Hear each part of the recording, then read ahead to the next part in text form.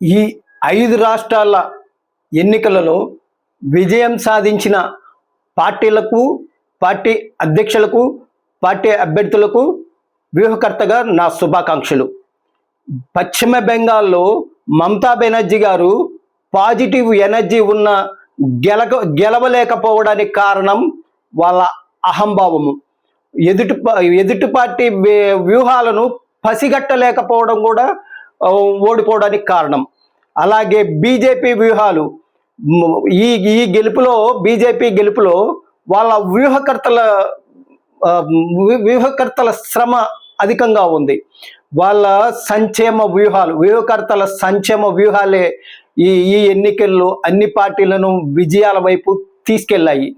పశ్చిమ బెంగాల్లో బీజేపీ అధికారంలోకి రావడానికి ప్రధాన కారణము వాళ్ళు అమిత్ షా గారు, మోడీ గారు చిన్న కార్యకర్తలాగా వాళ్ళు కమిట్మెంట్తో కష్టపడ్డారు.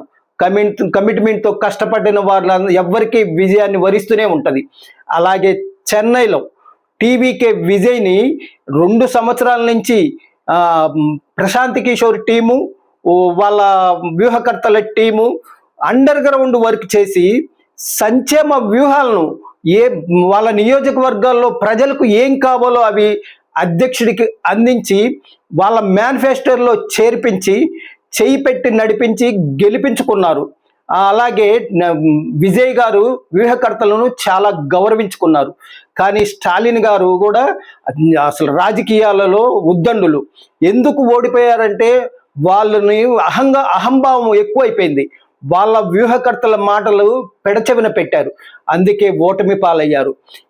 ఎప్పుడైనా సరే ఇక్కడ కూటమి ప్రభుత్వాలు కూడా 2022 నుంచి వ్యూహకర్తలు సంక్షేమ వ్యూహాలను అందించిన టీంని మర్చిపోకూడదు.